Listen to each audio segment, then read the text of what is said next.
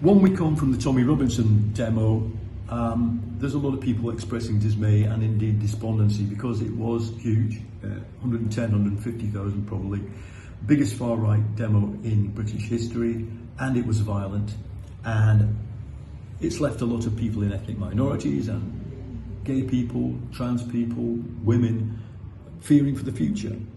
So 1 week on, I'd like to offer a few thoughts arising from the discussions that have taken place since then, based on a column I wrote for the New World magazine just after it happened. I was on the demo, and the first thing I'd like to say to all those journalists who've been writing articles about how ordinary and nice everybody was, and they were just the kind of people that you might meet down the pub. Well, some of them were.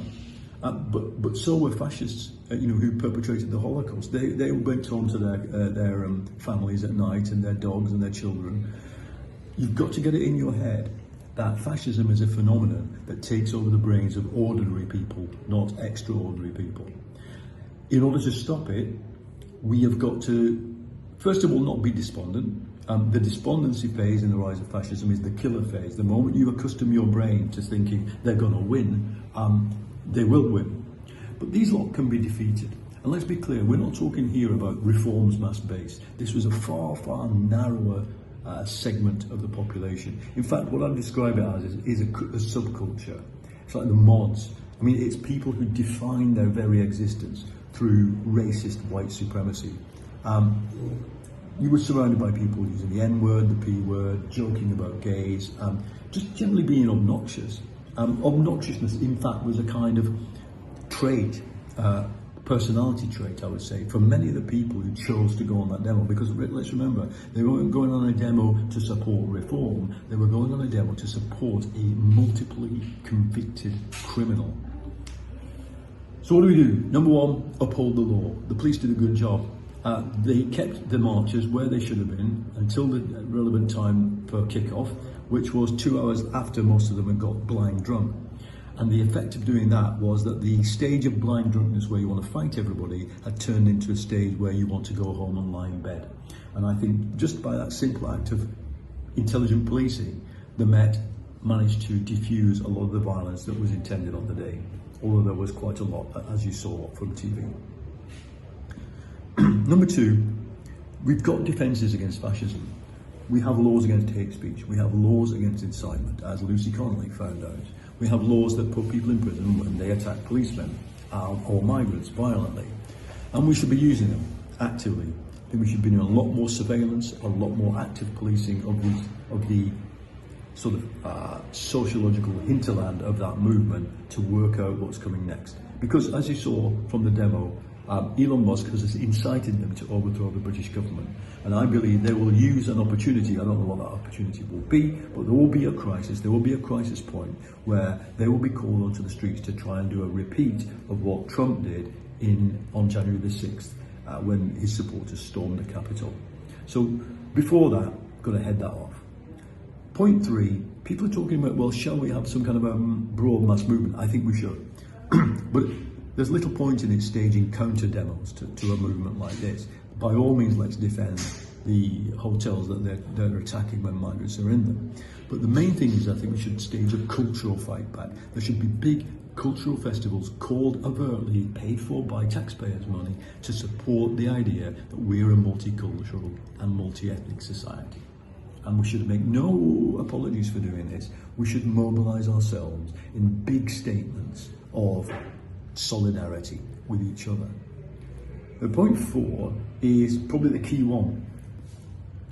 No matter how tough you want to be on migration and asylum and whatever, whichever party you're in, Tory, Labour, Lib Dem, you've got to front up that this is now a multicultural society and a multi-ethnic society and a multi-religious society. We cannot go back to the 1960s. I don't want to go back to the 1960s. I am proud of the kind of Britain I now live in. And we need to take that message as a non-optional part of defining who we are as a nation. So I want to see politicians, as Sadiq Khan's been doing this week, fronting up with what's positive about multi-ethnicity and multiculturalism. We cannot go back. Of course, integration is always a strategy, and we've got to work towards integrating people who find it difficult to be integrated, and some are hostile to being integrated into a core culture. But the core culture has changed. It's no longer a white-only culture, and any attempt to define, as the far right do, Britishness with whiteness has got to be just resisted with the utmost vigour. Finally, keep saying it, Labour's got to come forward with the story of hope and deliver on that story. It's got to refocus its economic policies away from a 10-year deadline towards a 10-month deadline of delivering to working class communities. I think if we do those 5 things, we stand a chance of containing these people.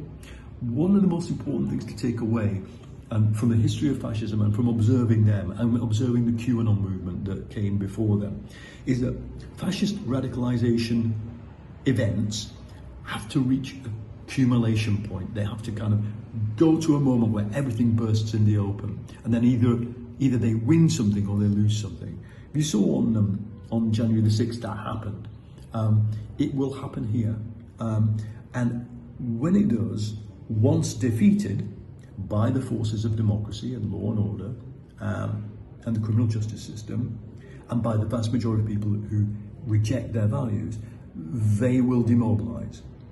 We know this because that's what happened to fascism in 1945. Defeat it and it goes away. But any idea that they're going to be persuaded by giving them, sort of cheaper bus passes or more council housing, because everything in their minds is already about race. Everything in their mind is already about hatred for the other. So if you give them more council houses, the question becomes, well, we know where those houses are going to go. If you give them cheaper bus passes, why is a black person getting it? This is the kind of poison and mind garbage that is in the heads of a lot of people who turned out on that demo, and the ones who are persuadable, let's persuade them. Let's not mince words. The danger is that they're getting dragged into a fascist project, and no one who meets somebody who went on that demo should hold back from saying it. I certainly haven't. The danger is fascism. Fascism is going to kill the democracy that you value. It is going to crater the national security of this country, leaving us vulnerable to the very people who've been stirring up the hatred online and who have consistently boosted the message of reform, which is the Russians at the end of the day. So those are my thoughts. What do you think?